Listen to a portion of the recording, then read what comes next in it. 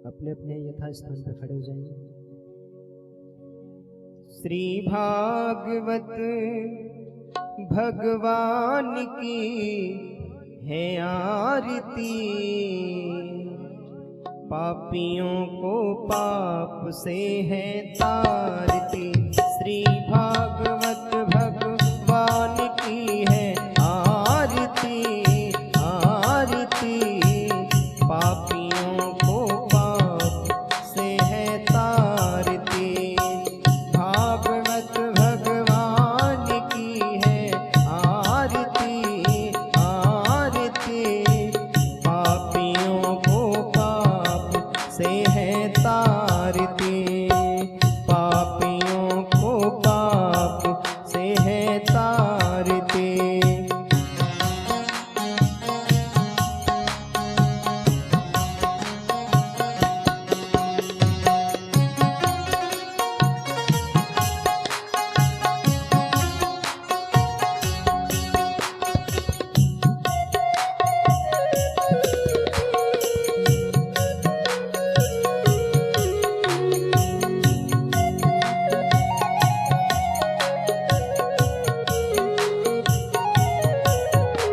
ये अमर ग्रंथ, ये मुक्ति पंथ, ये पंचम वेद निराला, नव ज्योति जगाने वाला।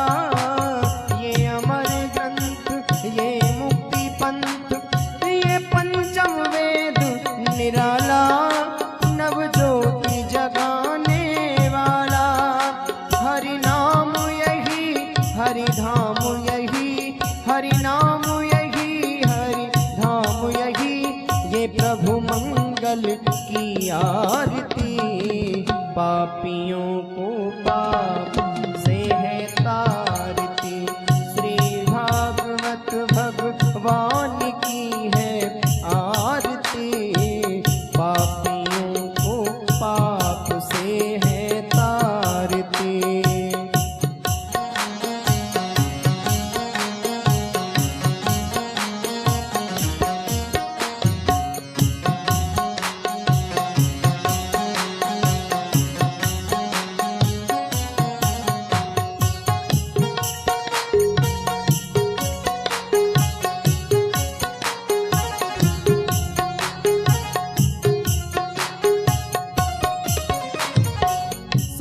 गीत पावन पुनीत, पापों को मिटाने वाला, हरि दरस कराने वाला।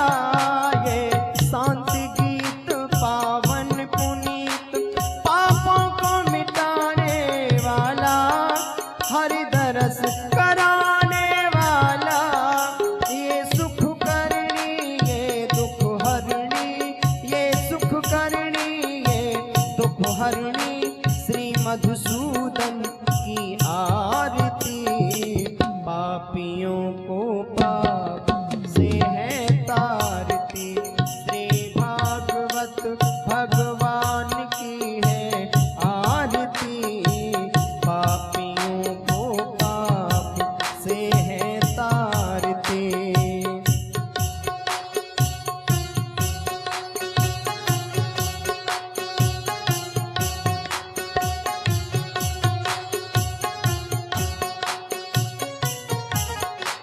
ये मधुर बोल, मधुपंथ खोल, सन्मार्ग बताने वाला, बिगड़ी को बनाने वाला। ये मधुर बोल, मधुपंथ खोल, सन्मार्ग बताने वाला, बिगड़ी को बनाने वाला। श्री राम यही, घनश्याम यही, श्री राम श्याम यही, ये प्रभु महिमा की आरती, पापियों को पाप से है तारती। श्री भागवत भगवान की है आरती, पापियों को पाप से है तारती, पापियों को पाप से है तारती, पापियों को पाप से हैं तारते।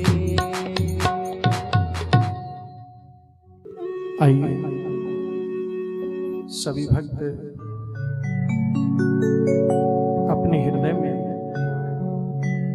अपने प्यारे कन्हैया का स्मरण करते हुए आज प्रथम दिवस की कथा में अपनी मन और वाणी को पवित्र करने के लिए प्यारे कन्हैया से प्रार्थना करते हैं। जय श्री राधे, जय श्री कृष्ण।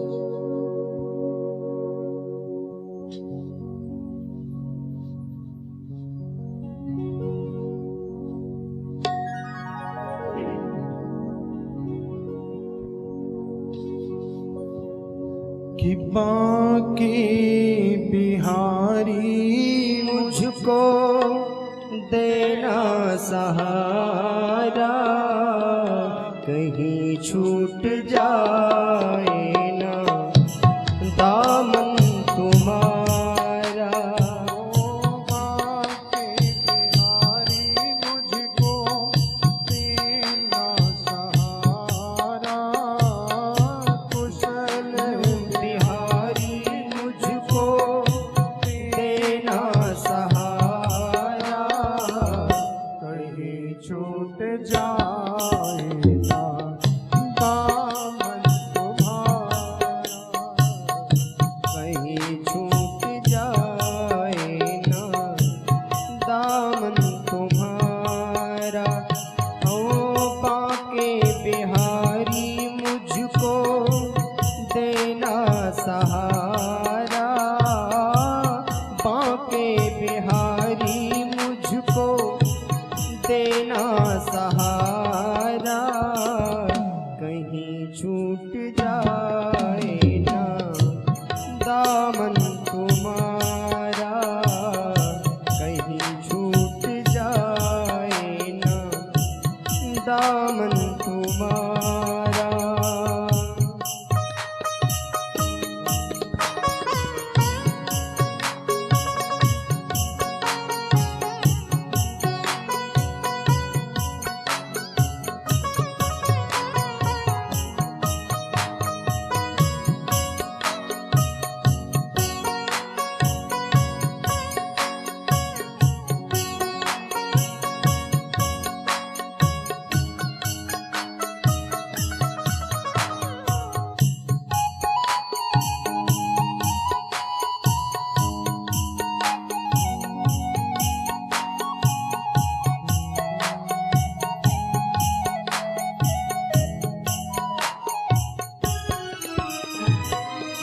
तेरे सिवा दिल में समावे न कोई, लगन का ये दीपक बुझावे न कोई।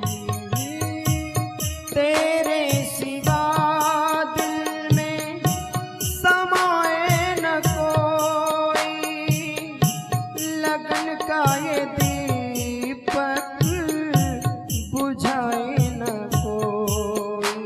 ओ तेरे सिवा दिल में समावे न कोई, लगन का ये दीपक बुझावे न कोई। तू ही मेरी कश्ती है, तू ही है किनारा, तू ही मेरी कश्ती है, तू ही है किनारा, कहीं छूट जाए ना दामन तुम्हारा। बांके बिहारी मुझको देना सहारा, कहीं छूट जाए ना दामन तुम्हारा।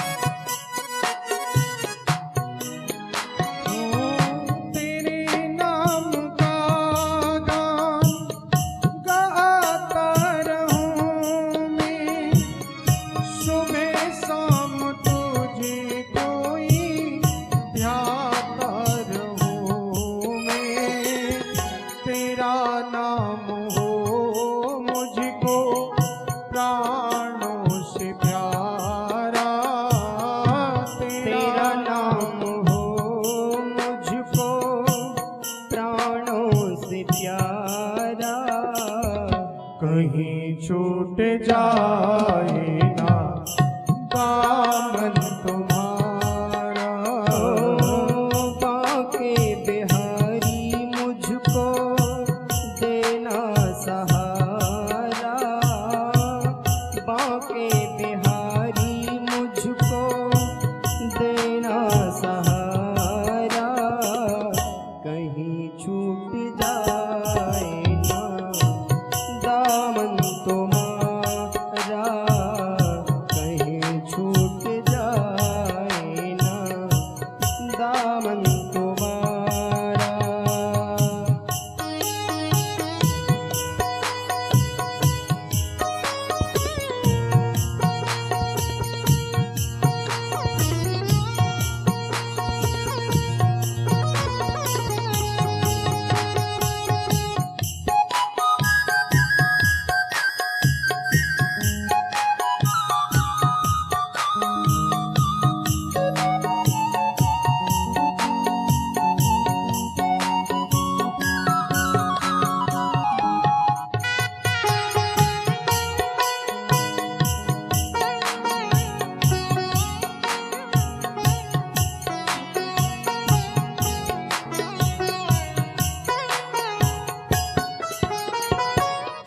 बड़ी भूल की जो मैं दुनिया में आया, मूल भी खोया मैंने, ब्याज भी गमाया। ओ बड़ी भूल की मैं दुनिया में आया, मूल भी खोया और ब्याज भी गवाया। ओ दुनिया में मुझे को ना भेजना दोबारा। ओ दुनिया में मुझको न भेजना दोबारा, कहीं छूट जाए ना दामन तुम्हारा, कहीं छूट जाए ना दामन तुम्हारा। श्री बांके बिहारी मुझको देना सहारा, कहीं छूट जाए ना दामन तुम्हारा।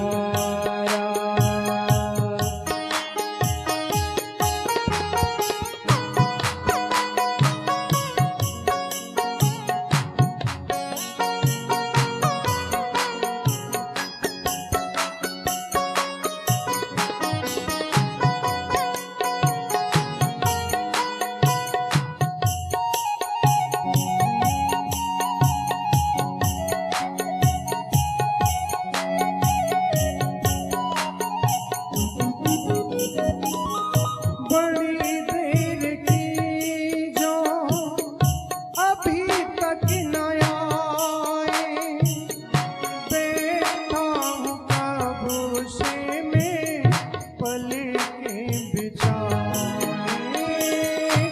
बड़ी देर की प्रभु अब तक न आए, बड़ी देर की प्रभु अब तक न आए, बैठा हूँ कब से मैं पलकें बिछाए। तू ही मेरी कश्ती है, तू ही है किनारा। तू ही मेरी कश्ती है, तू ही है किनारा, कहीं छूट जाए ना दामन तुम्हारा, कहीं छूट जाए ना दामन तुम्हारा, कहीं छूट जाए ना दामन तुम्हारा, कहीं छूट जाए ना दामन तुम्हारा, कहीं छूट जाएगा दामन तुम्हारा। बोली वृंदावन बिहारी लाल की जय। बोली श्री सद्गुरुदेव भगवान की जय। श्रीमद्भागवत महापुराण की जय।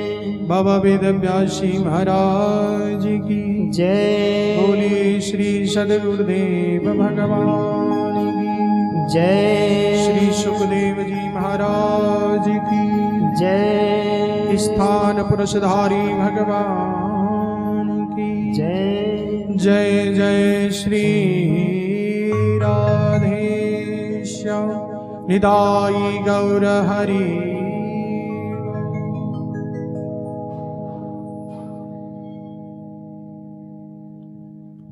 परम मंगल में परात्पर अखिलेश्वर अकारण करुणा वरुणालय भक्त वांछित कल्पतरु श्री तरिंदित विनिंदित पीतांबरधारी श्री बालकृष्ण लाल की वांग्मयी प्रतिमूर्ति श्रीमद्भागवत महापुराण समस्त संत भगवान वैष्णव समाज के सानिध्य में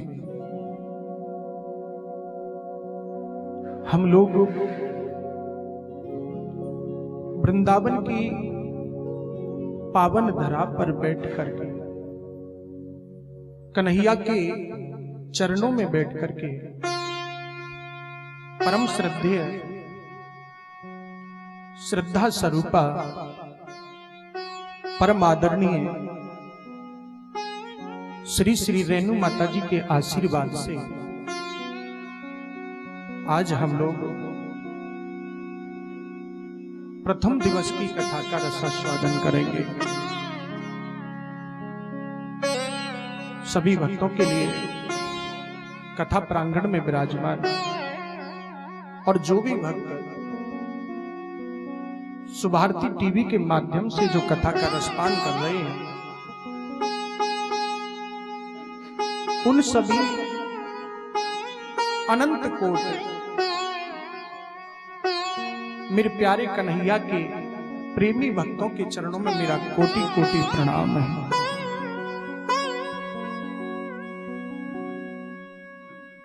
भगवत प्रेमियों,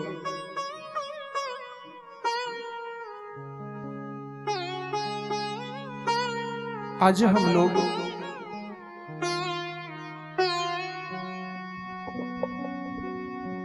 वृंदावन की इस पावन धरा पर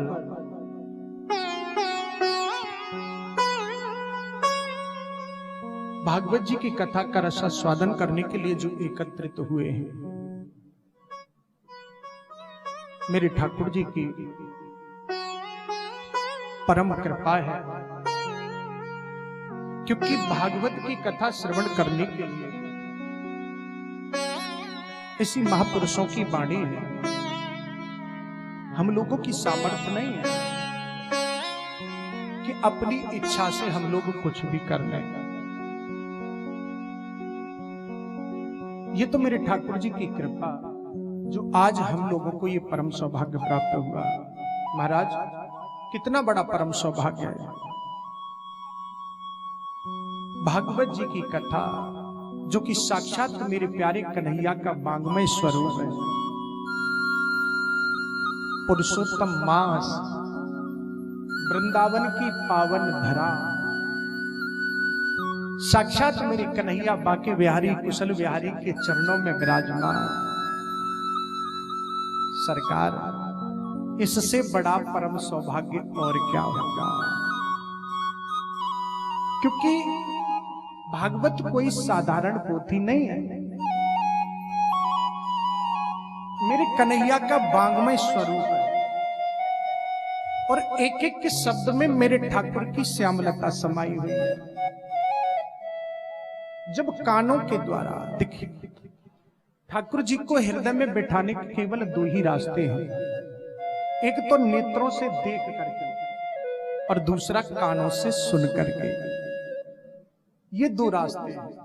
इन दोनों रास्तों से ही मेरा ठाकुर हृदय में प्रवेश करता है।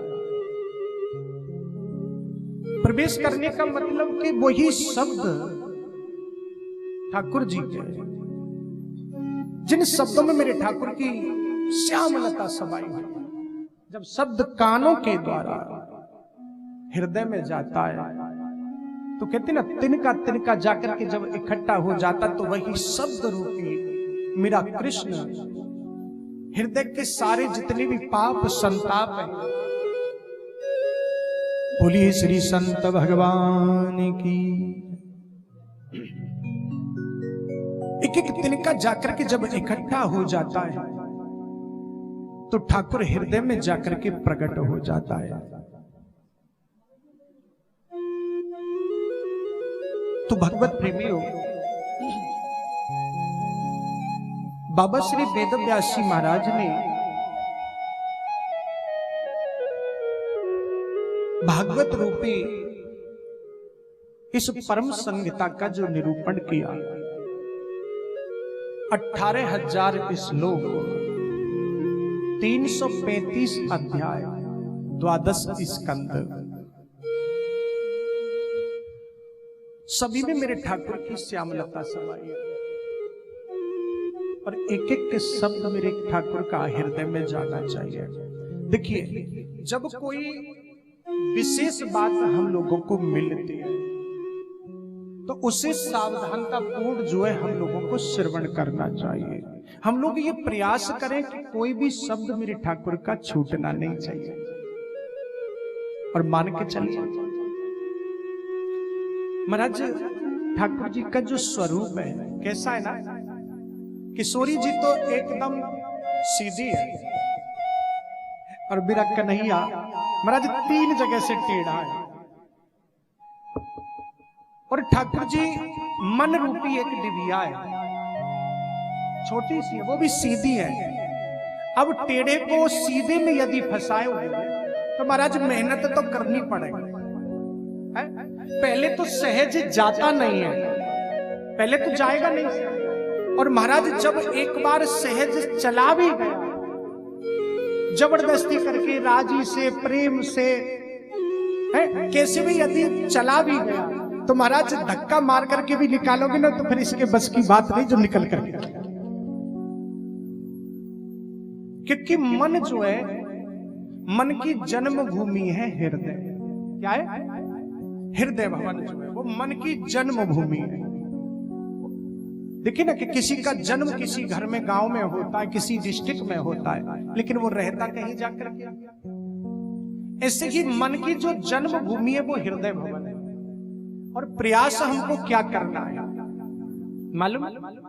केवल अपने कन्हैया को हृदय में बैठाना है और उसे बैठाने का केवल एक ही साधन है और वो है मेरे कन्हैया का प्रेम। महाराज लोग कहते कि भाई हम कथा क्यों सुन रहे हैं? बोले भगवान को पाने के लिए। अब विचारणीय बात है, कोई ऐसा जीव है संसार में कि जिसको भगवान ना मिला हो? अरे महाराज, जिस दिन भगवान छोड़ करके चला जाए है, उस दिन इस शरीर को कोई भी पूछने वाला नहीं है। वो सबको मिला हुआ है, लेकिन वंचित हम लोग केवल उसके प्रेम से। अब मानव तन मिला है, बड़े भाग मानस तन पावा, सुर दुर्लभ सदग्रंथ। प्रयास किसके लिए करना है? केवल कन्हैया के प्रेम को पाने के लिए। अब महाराज कहो, किसी को गाली दोगे है तो वो वापस करके गाली देगा। एक बार नहीं देगा, 2 बार नहीं देगा, चौथी बार नहीं देगा, लेकिन देगा जरूर। कब तक बर्दाश्त करेगा? किसी को हार पहनाओगे, किसी का स्वागत करोगे तो वो भी तुम्हारा स्वागत करेगा, लेकिन उसको प्रेम पाने के लिए प्यारे उसको प्रेम करना पड़ेगा। किसी का प्रेम पाने के लिए उसको प्रेम करना पड़ेगा। तो जीवन में यही प्रयास करें हम लोग कि जितना उससे चाहें जितना ज्यादा हो उसको प्रेम दें, धन दौलत नहीं, प्रेम उसको दें तो वो प्रेम हमको देगा। पाना क्या है? केवल कन्हैया का प्रेम। और भागवत जी में जो 335 अध्याय हैं, 18,000 श्लोक हैं, इसमें सर्वप्रथम भागवत जी का महात्म आता है, जिसमें 504 श्लोक हैं जो पद्म पुराण से लिए गए हैं, 6 अध्याय हैं। तो भागवत जी का आज हम लोग प्रथम दिवस की कथा में महात्म की चर्चा को श्रवण करेंगे। हम सब लोग श्रोता ही थे, तो सब हम सबको श्रवण करना है। महात्म किसे कहते हैं? महात्म कहते हैं उसकी महिमा को। मान के चलिए कि ऐसी संतों महापुरुषों ने पूर्व जो गए आचार्यों ने सबसे पहले महात्म कहने की प्रथा क्यों कही है?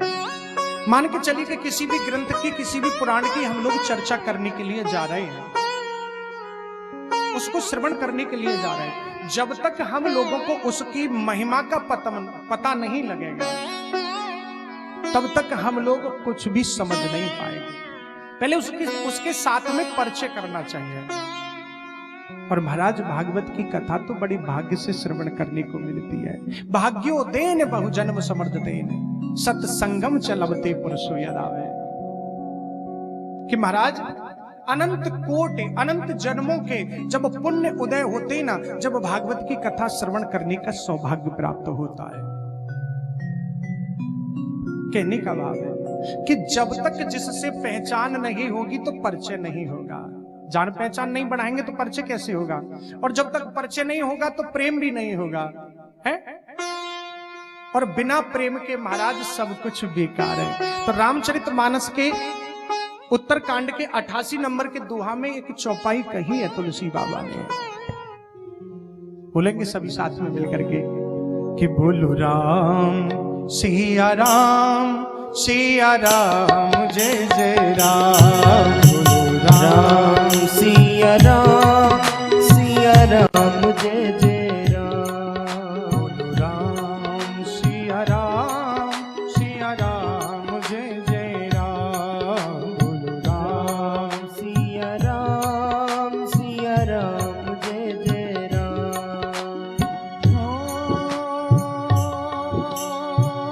जाने बिनु ना होए परतीति,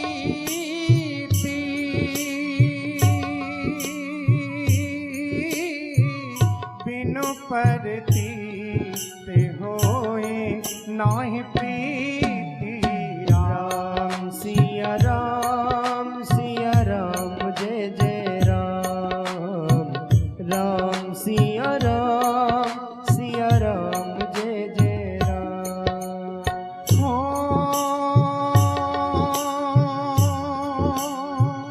प्रीति बिना नहीं भगति दृढ़ाई,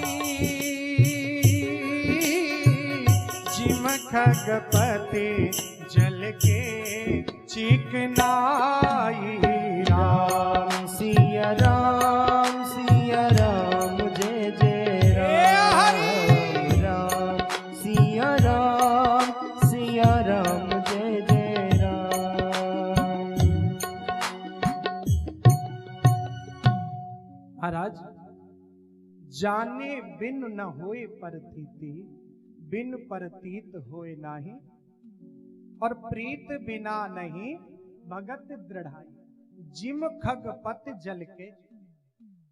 कि देखिए बिना जाने किसी से परिचय नहीं होता, और बिना परिचय के उससे लगाव नहीं होता, प्रेम नहीं होता, और बिना प्रेम के प्रीत बिना नहीं भगत दृढ़ाई, जिम खग पत जल के चिकनाई। कि बिना प्रेम के की गई भक्ति है वो स्थायी नहीं होती है। क्यों? जैसे जिम खगपत जल के चिकनाई, महाराज जल में चिकनाई तो होती है, लेकिन वो स्थायी नहीं होती और दिखती भी नहीं है। ऐसे ही बिना प्रेम के भक्ति में दृढ़ता नहीं आती है। प्रीत बिना नहीं भगत दृढ़। और जब तक दृढ़ता नहीं है तब तक भक्ति का कोई अस्तित्व। मेरे कहने का भाव है कि हम लोग श्रद्धा पूर्वक भागवत जी की कथा का रसास्वादन करेंगे, और कथा श्रवण करने के लिए महात्म सुनना आवश्यक है, क्योंकि जब तक परिचय नहीं होगा कैसे समझ पाएंगे हम लोग। देखिए, इसलिए पूर्वाचार्य कथा से पहले महात्म कहने की प्रथा कही है, महात्म सुनने की प्रथा कही है। महात्म कथा के संबंध में प्रमुख 3 बातें बताई गई हैं। कि पहली बात तो यह है कि महाराज हम भागवत जी की कथा को क्यों श्रवण करें, कथा सुनने से क्या लाभ होता है। क्योंकि जब तक लाभ का लोभ नहीं होगा, महाराज कुछ ना कुछ तो लोभ होना चाहिए, कि जब तक लाभ का लोभ नहीं होगा तब तक किसी भी प्राकृतिक कार्य एवं जो भौतिक कार्य है उसमें मन नहीं लगता। लगता है क्या भाई? लोभ कहीं ना कहीं होगा और रखना भी पड़ेगा। अब ऐसी चीज तो नहीं है कि काम क्रोध लोभ मोह मद मात्सर ईर्ष्या द्वेष छल कपट हम किसी को रोक लें या मार दें। लोग कहते कि भैया काम क्रोध लोभ मोह मद मात्सर ईर्ष्या द्वेष छल कपट इनको छोड़ दीजिए, लेकिन आखिर छोड़े कैसे? छोड़ने का रास्ता भी तो बता दीजिए। अरे जिस चीज की उत्पत्ति परमात्मा मेरे ठाकुर ने की है उसको कैसे छोड़ सकते हैं? और छूट लाख कोशिश कर ले तब भी नहीं छूटने वाला। लेकिन सबका रूपांतर करना है। क्रोध आता है, क्रोध के बिना कोई रह सकता है क्या? अहंकार के बिना कोई रह सकता है क्या? लोभ के बिना कोई रह सकता है क्या? भाई क्रोध आएगा। 4 हमारे कलपुर्जे हैं, मन बुद्धि चित्त और अहंकार, कि बिना अहंकार के हम लोग रह नहीं सकते, बिना क्रोध के नहीं रह सकते। आएगा जरूर, लेकिन उसी क्रोध को यदि हमने संसार में लगा दिया, उसी अहंकार को संसार में लगा दिया तो बंधन का कारण बन गया। उसी लोभ को संसार में लगा दिया तो वही अंत में जाकर के नाश कर देगा। और उसी लोभ को यदि कन्हैया के चरणों में लगा दिया तो वही कल्याण का मार्ग बन जाएगा, वही भक्ति का अंग बन जाएगा। उसी अहंकार को कन्हैया के चरणों में लगा दिया कि भाई देखिए ठाकुर मेरा है, कन्हैया मेरा है और मैं कन्हैया का हूं। अरे हम ब्रजवासियों के पास में था क्या? क्या था? कुछ नहीं है। बस सबसे बड़ा यही अहंकार है कि हमारा कन्हैया है और हम कन्हैया हैं। एक बार क्या हुआ मालूम है कि ब्रजवासी और कन्हैया सभी लोग जंगल में घूमने के लिए गए बन गए। सभी सखा खेल रहे थे तो अघासुर नाम का एक दैत्य और मार्ग में मुंह फाड़ करके बड़ा अजगर का रूप धारण करके खड़ा हो गया। छोटे छोटे सखा भोले भाले ब्रजवासी, भोले भाले ब्रजवासी थे। उन्होंने समझी कि कोई गुफा है, अंदर चले जा रहे हैं। अघासुर की कथा आगे आती है। तो एक बोला कि भैया हम सब लोग बिना पूछे जा रहे हैं, बड़ी सुंदर गुफा है लेकिन इसमें से दुर्गंध आ रही है। एक बोला कि शायद है कोई, जब ऋषि मुनि पुराने बैठे होंगे इसमें तो तपस्या कर रहे होंगे, बेचारे एक बार सब मिलकर के सांस लेते होंगे तो वो गर्म हवा आ रही है निकल करके, ऐसा हो सकता है। एक बोला कि मुझे तो डर लग रहा है कहीं ऐसा ना हो कि कोई राक्षस हो। एक बोला तो डरने की इसमें क्या बात है, राक्षस होगा तो होने दीजिए, हमें राक्षस से क्या मतलब। बोले क्यों? क्योंकि राक्षस से बचाने वाला हमारा कन्हैया हमारे पीछे खड़ा है। वे कन्हैया हमारे पीछे खड़ा है, वे अपने आप देख लेगा। तो कहने का मतलब है उनको यह अभिमान है कि कन्हैया हमारा है, हमारी रक्षा कर लेगा, हमें कोई मतलब नहीं है। महाराज इसलिए हमें कुछ ना कुछ लोभ चाहिए। तो लोभ का मतलब है कि उससे लगाव रखना। लोभ किसका है? प्रेम का। वैसे कुछ महापुरुष ये भी कहते हैं कि भैया भक्ति में किसी भी प्रकार का लोभ लालच नहीं होना चाहिए, निस्वार्थ होनी चाहिए। ये भी कामना नहीं होनी चाहिए कि कन्हैया हमें मोक्ष दे दो, कि मुक्ति दे तो, नहीं, ये भी नहीं होना चाहिए कहते हैं। लेकिन थोड़ी सी लोभ क्या है मालूम है? थोड़ा सा लेकर के चलना, और जब उसकी जरूरत खत्म होगी तो उसे छोड़ देना है, ना कि उसके बाध्य हो जाना चाहिए। कहने का भाव है। दूसरी बात यह बताई गई है कि क्या हमसे पहले किसी ने भागवत जी की कथा श्रवण करके इसका लाभ लिया है? यदि हां तो कैसे, कब और कहां, कैसे, किस प्रकार प्राप्त किया? तीसरी बात, हम लोग कथा श्रवण किस तौर का तरीके से, किस अवस्था में, किस विधि से श्रीमद् भागवत जी की कथा को श्रवण करेंगे? और कथा श्रवण करने का सही सही लाभ एक ही बार में प्राप्त कर लेंगे। जिस अवधि में हम कथा सुन रहे हैं, हमारा खान पान, हमारी रहनी सहनी, हमारी भाषा शैली जो है वे कैसी होनी चाहिए? महाराज ये जानकारी प्राय श्रीमद् भागवत जी के 6 महात्म के 6 अध्यायों में दी जाती है। आइए, जो पद्म पुराण में वर्णित है। भागवत जी में 2 महात्म हैं। प्रथम महात्म है जो पद्म पुराण से लिया गया, जिसमें 6 अध्याय 504 श्लोक है, और एक महात्म है जो भागवत जी के 12 स्कंद के बाद में आता है, जो स्कंद पुराण से लिया गया है, जिसमें 4 अध्याय और 199 श्लोक है। तो कहने का भाव है, प्रथम अध्याय के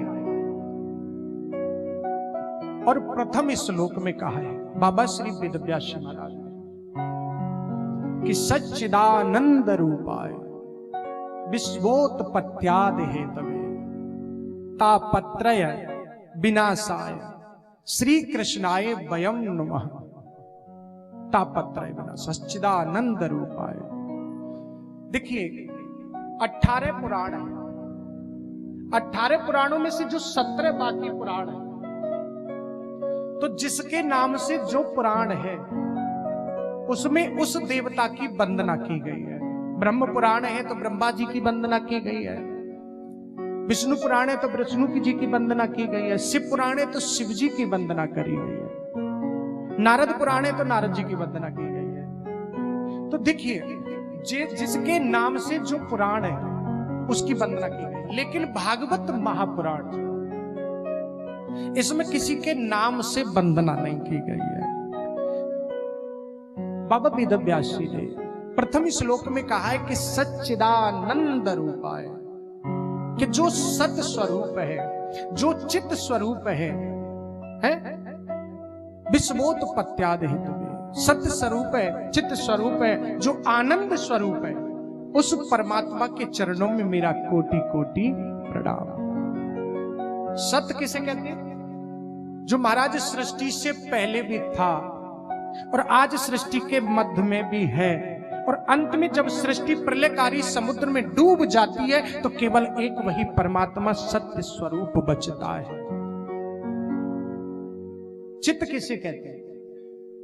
चित्त माने प्रकाश, चित्त माने प्रकाश है कि महाराज चित्त का मतलब होता है कि प्रकाश जो है, प्रकाश स्वरूप है, कि जिस परमात्मा को हम लोग कभी भी रात्रि में कोई कार्य करते हैं तो जब अगर बिजली लाइट ना हो तो हमें प्रकाश की आवश्यकता पड़ती है। लेकिन जिसने जिसको किसी के प्रकाश की आवश्यकता नहीं, जिसने सूर्य भगवान को भी प्रकाश दिया, ऐसे प्रकाश स्वरूप, इस चित्त स्वरूप परमात्मा के चरणों में मेरा कोटि कोटि प्रणाम है। तापत्रय विनाशाय विश्वोत्पत्त्यादि हेतवे तापत्रय विनाशाय श्री कृष्णाय वयम नमः। जो विश्व की उत्पत्ति का एकमात्र हेतु है, जिनकी शरण लेने से, उनकी कृपा से दैहिक दैविक भौतिक तापत्रय, तीनों प्रकार के ताप। महाराज कोई तन दुखी, तीनों प्रकार के ताप कौन से? कोई तन दुखी, कोई मन दुखी, कोई धनविन रहत उदास है। कोई तन दुखी, कोई मन दुखी, कोई धनविन रहत उदास। ये तीन प्रकार के ताप हैं।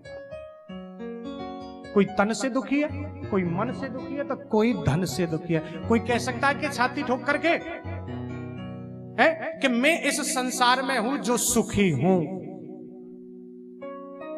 सुखी कौन है?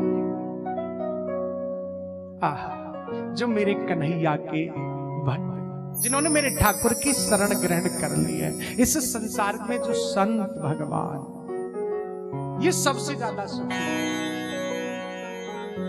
आनंद इनको, क्योंकि आनंद स्वरूप वो ठाकुर इनके हृदय में विराजमान है।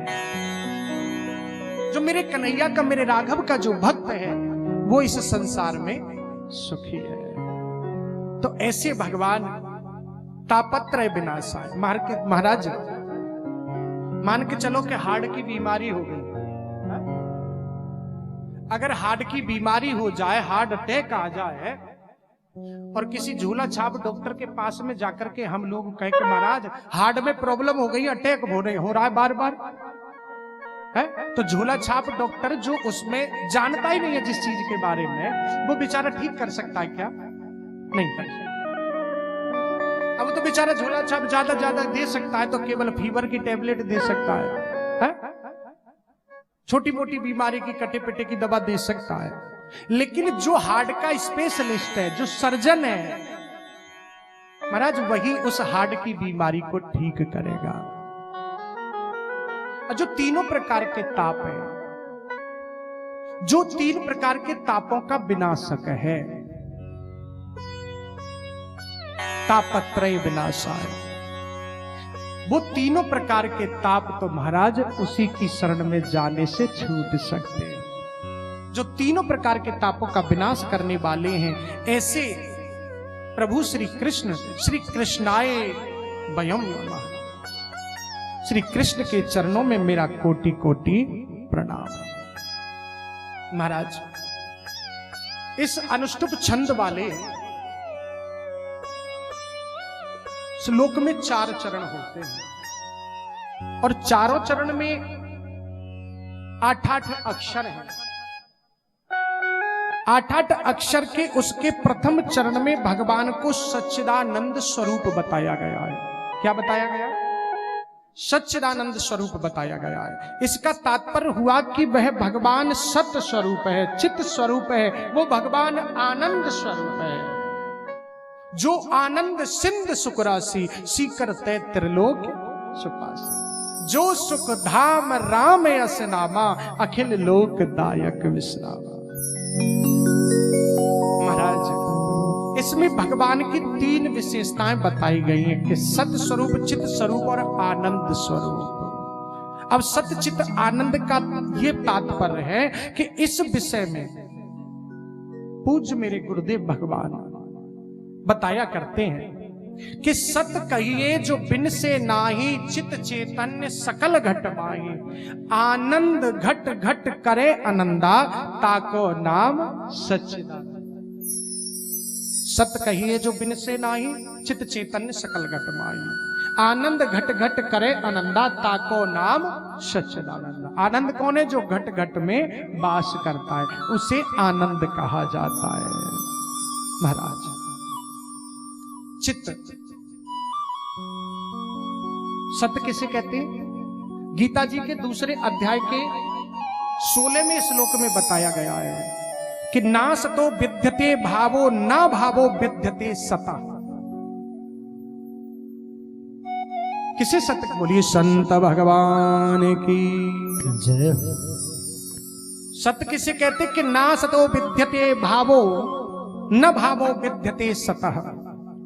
सत्य उसे कहा जाता है कि जिसका कभी विनाश नहीं होता। चित्त चैतन्य सकल घटबाई, चेतन ज्ञान अनुभूति के अर्थ में है। हम लोगों का जो शरीर है असत तो है, अचेतन भी है, असत भी है और अचेतन भी है। इसमें चेतना भी नहीं रहती। चेतना इसमें तब आती है जब चेतन स्वरूपी परमात्मा इसके अंदर प्रवेश करता है।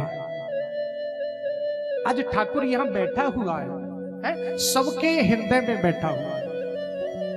महाराज कोई शरीर का एक रोआ भी खींचता है ना तो शरीर में वेदना होती है। और जब चेतन स्वरूपी परमात्मा छोड़ करके चला जाता है तो चाहे कोई हाथ काटो, चाहे पैर काटो, चाहे महाराज पोस्टमार्टम करो, किसी को पता लगता है क्या? कोई जानता है कि मेरा पेट काटा जा रहा है, मेरा पोस्टमार्टम हो रहा है, कौन सा पुर्जा शरीर के अंदर से निकाला जा रहा है? कोई नहीं जान पाता। जान कब तक रहे? जब तक वो ठाकुर अपने अंदर बैठा हुआ है। महाराज जब तक वो है अंदर तब तक संसार में हर जीव हमको पूछ रहा है।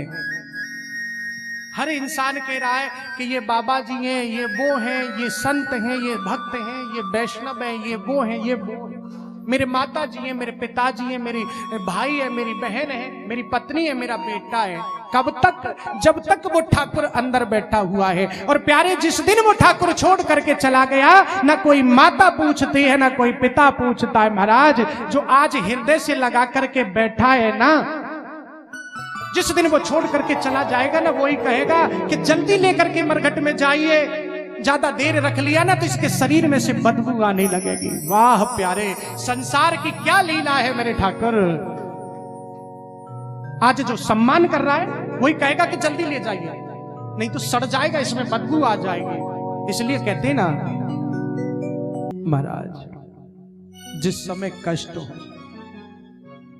संसारी में और भगवान में इतना ही फर्क है कि जिस समय कष्ट आता है तो संसार छोड़ करके चला जाता है।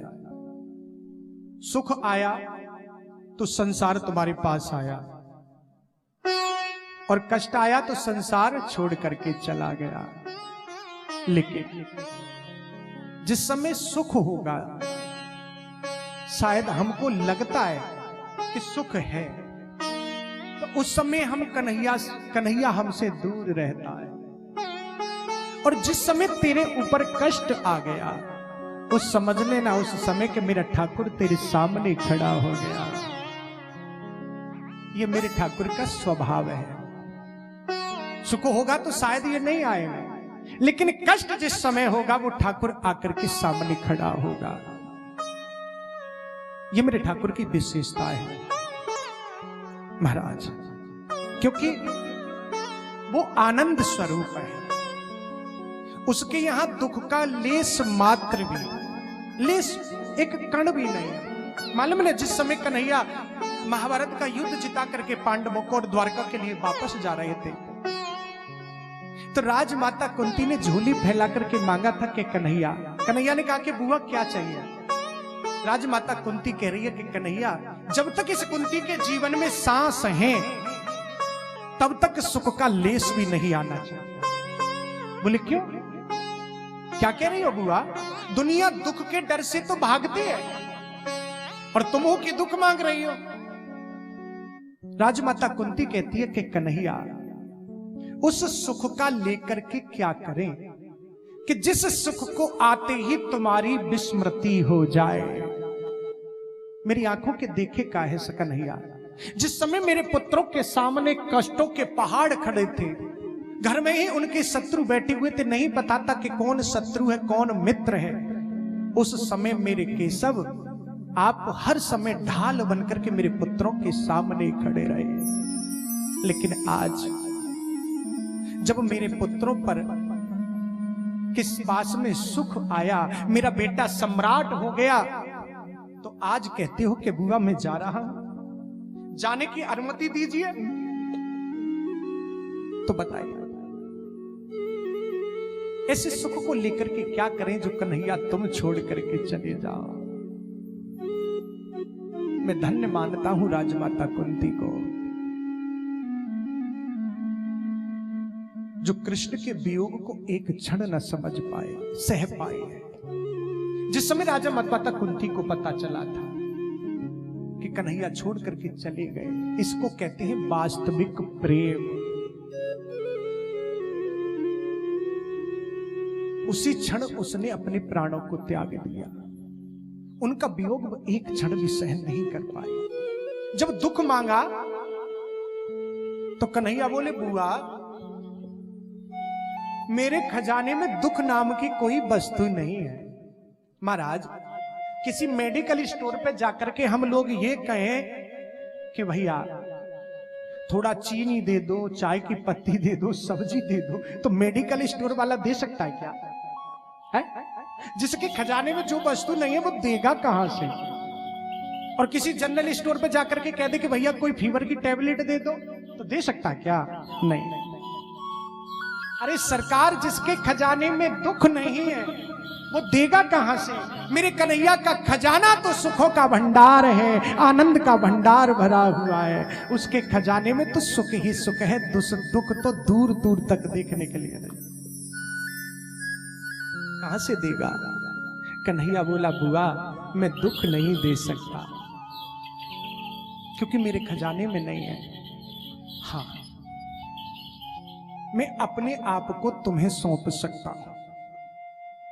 तो दुख ना देकर के मेरे कन्हैया ने स्वयं अपने आप को राजमाता कुंती को सौंप दिया।